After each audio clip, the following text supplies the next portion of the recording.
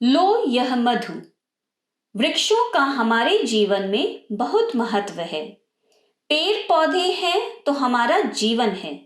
इनको बचाने से ही हमारी रक्षा होगी। नंदन वन के सभी जीव नदी के किनारे इकट्ठे हो रहे थे, क्योंकि आज ही जंगल के राजा शेर ने अचानक एक सभा बुलाई थी। शेर के वहां पहुंचते ही सब जानवरों ने खड़े होकर उन्हें सिर झुकाकर नमस्कार किया। शेर सिंह ने गर्जना करते हुए कहा, यह समय सिर झुकाने का नहीं है, बल्कि मिलकर इस वन को बचाने का है।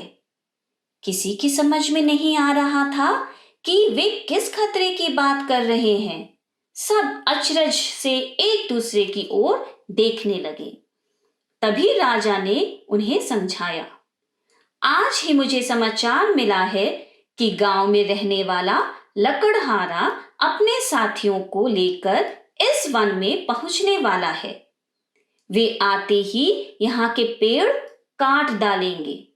शेर की बात सुनकर सभी पशुओं ने गुस्से में कहा, नहीं नहीं, हम ऐसा बिल्कुल नहीं होने देंगे। हाथी ने चिंगाड़ कर कहा, यह वन ही हमारा आश्रय है। हमें पेड़ों को लकड़हारों से बचाना होगा। भालू गुर्राते हुए बोला, पेड़ पौधों से हरे भरे इस वन को नष्ट करने से पहले उन्हें हमसे मुकाबला करना पड़ेगा।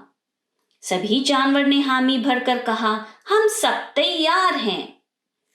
लकड़हारे और जानवरों के बीच छिड़ने वाली लड़ाई की आशंका से सारे पेड़ भयभीत थे।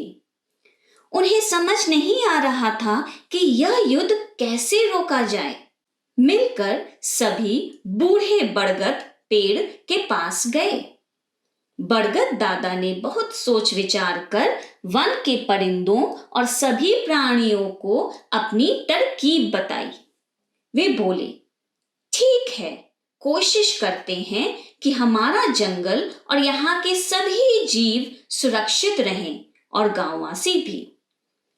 कुछ समय बीता, सूरज आकाश में चमकने लगा। तभी लकड़हारा और उसके साथी जंगल में आ पहुंचे।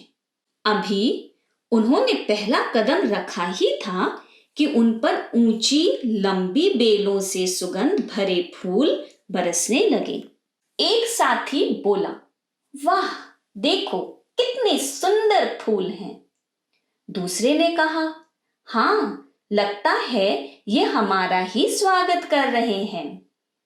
लकड़हारा जैसे ही अपनी चमकती कुल्हाड़ी से पेड़ पर प्रहार करने के लिए आगे बढ़ा, तभी उन्हें शेर के गरजने की आवाज सुनाई दी। सब चौकन्ने होकर पीछे हट गए।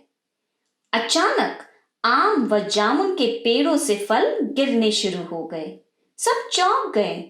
लकड़हारा बोला, सचमुच ये पेड़ हम पर बहुत मेहरबान हैं। फूलों के बाद अब फल देकर हमारे प्रति अपना प्यार बरसा रहे हैं। तीसरे साथी ने उत्तर दिया, सही कहते हो, ये पेड़ बहुत उपकारी है। ये हमें भोजन, कपड़े सब कुछ देते हैं, अतः इन्हें नहीं काटना चाहिए। लकड़हारा उस फलदार वृक्ष को बड़े ध्यान से देख रहा था कि तभी एक चिड़िया फुर्र से उसके कान के पास होकर ची ची करने लगी और तुरंत उसके हाथ पर शहद की एक बूंद गिरी। वह उसकी गंध और स्वाद से खुश होकर बोला, हम पेड़ नहीं काट सकते, इन पर अनेक परिंदों के घर हैं। सबने कुल्हाड़ी फेंक दी। अब सब ओर खुशहाली थी। मधुमक्खियों ने ढेर सारा शहद टपकाया, मानो वे धन्यवाद करती हुई कह रही हों, लो यह मधु।